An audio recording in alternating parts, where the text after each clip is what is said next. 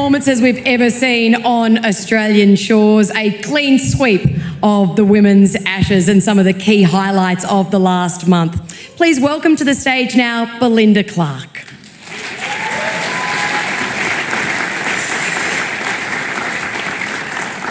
It is great to be with you, and it is great to be tasked with the honour of giving out an award each year to the greatest and most consistent women's player named in your honour. How does that sit with you each and every year? I call it my life sentence. It's just a wonderful opportunity to be here every year and just see the quality of cricket that you watch every year and just see who emerges as the best player in the team. And how do you reflect on what we have just experienced over the last 6 weeks? It has truly been stuff that we will remember for years and years to come. Yeah, terrific series, and when you bundle the whole year together, just the amount of cricket that they've played, the way they've played it, and the way they've, they've just tackled everything that's in front of them. Whether it's a crowd, whether it's a big ground, it doesn't matter. They just take it on, and I love watching them play. Okay, well, let's take a look at the key contenders for the Belinda Clark Award.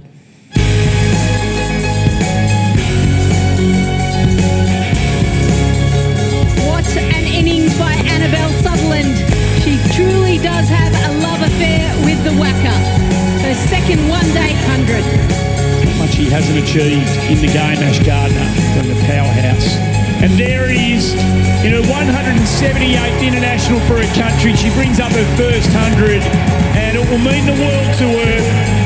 Mooney on fire. She comes down the pitch as she lifts it behind square. She is only dealing, it seems, in boundaries at the moment. And the legend of Beth Mooney continues to grow. Oh, and a jag back, as it so often does for a Megan Shoot.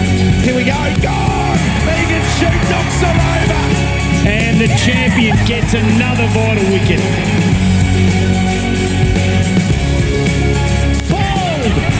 King first ball. There it is. King gets another breakthrough. Oh, Nick gone. Beautifully bowled. Oh, just brilliant. All of our key contenders for the Belinda Clark Award for the season just been Annabel Sutherland, Ashley Gardner, Beth Mooney, Alana King and Megan Shoot. And now, Belinda, it is your honour to tell us who this year's winner is. Thank you. And the winner of the Belinda Clark Award is Annabel Sutherland.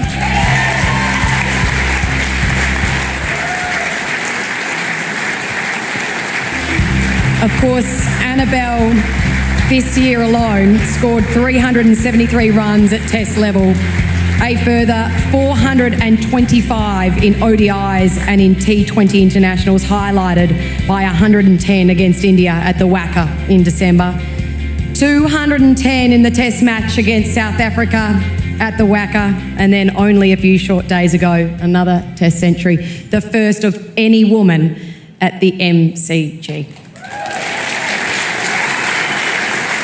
You are such a deserving and befitting winner of this award, Annabel. Congratulations to you. How does it feel? Thank you. Pretty surreal, to be honest. To win an award named after Belinda Clark, it's really special for what she's done for the game and continues to do. And I guess, reflecting on such a great year for cricket and I guess men and women, the success that both teams have had, I think, the game's in a pretty good spot. Take me back to the Wacker in January of last year. I think from memory it was about 40 degrees, but you continued to bat and bat and bat to 210. How did it take its toll on you that day, and how did it feel once it ended?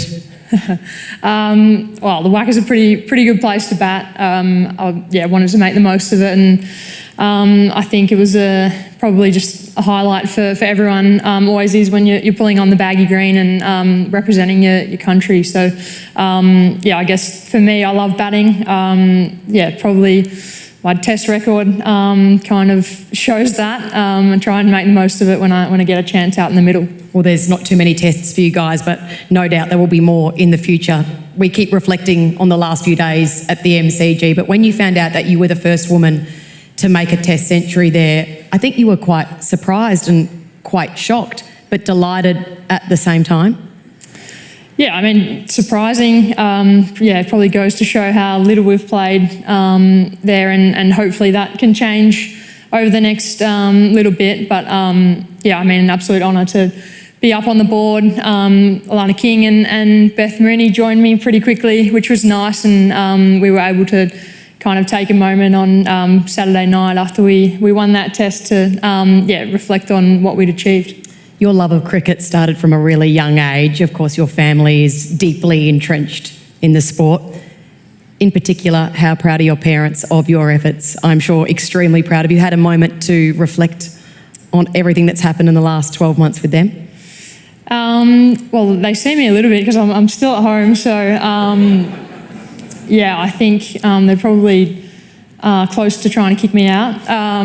But no, I'm sure they're very proud, and I guess probably reflecting on the last couple of days and being able to have family and friends in the crowd, that was really special to take moments to look up at it's such a spectacular ground, and seeing friends and family up in the stands. Two brothers and mum and dad, and very sport-loving family, that's for sure. Or you join a list of very high-calibre players: Perry, Mooney, Lanning, Gardner. I'm sure there's a few of those women that you'd like to thank, but some others as well who have helped you along through your journey to be this winner of the Belinda Clark Award. Yeah, I mean, first and foremost, to my family. Tom's here tonight, my younger brother, but Will as well.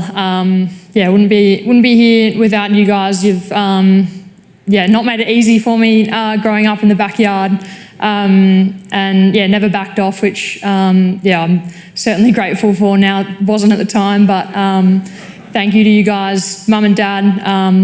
As I mentioned before, still at home, so they see the ups and downs probably a little bit closer than most, but thank you. I guess most importantly to the team, I guess I was fortunate growing up that I had moments to get little sneak peeks into the change room and the dressing room, and it was a dream of mine to pull on the Aussie colours, to be able to do what I love and do it professionally. It's pretty cool, and I guess, you don't win awards like this without your teammates, so thank you very much. I love what I do, and we spend a lot of time away together. We sort of live in each other's pockets, and I think the group's in a really cool space at the moment. I guess reflecting on the last 12 months, there's been ups and downs. There's been a World Cup loss, which I guess didn't sit overly well. It sort of it kind of made me think that they're actually not that easy to win, surprisingly, given our record over the last few years. And it's tough when teams are coming at you.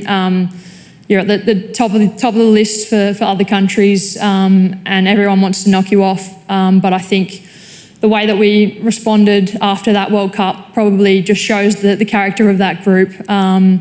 And I think everyone went to work along with the staff, who I'd also really like to thank the coaching group, Shell, and the assistant coaches, Dan Marsh and Scott Prestwidge. I love working with you. You challenge us and make us better people and better cricketers. And also to Elisa Healy and Talia McGrath for your leadership along the way. I think you guys have really keep taking this team forward. Taking over from Megan Rach, I'm sure isn't easy, but you guys have taken the team forward, which is really cool. And just finally, I hope everyone has a really great night. Congrats to all the award winners. Special mention to the Hall of Fame inductees, in particular Chris Matthews for your contribution to the game. I know everyone in the playing group is very thankful for what you've done for Australian cricket. So thank you, and I hope everyone has a great night. Oh, Belzy, you're not only an extraordinary athlete, but a classy woman. Well done. Congratulations on being the Belinda Clark Award winner for this year. Annabel, Sutherland, everybody.